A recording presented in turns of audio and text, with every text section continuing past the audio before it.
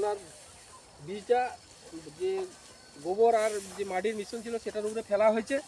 এরপরে এই বীজটা ঢাকা দেওয়া হচ্ছে মানে খড় দিয়ে, কেউ কেউ আবার এমনি পেপার দিয়েও ঢাকা দেয়। তো শীতকালে মরশুম, ঠিক আছে, একটু খড় দিয়ে ঢাকা দিলে গরমটা ভালোই থাকবে, ঠিক আছে। প্লাস এটাতে মাঝে মাঝে যে জলটা দিতে হয়, জলটা মানে মোটামুটি দুবার তো দিতেই হবে, ঠিক আছে।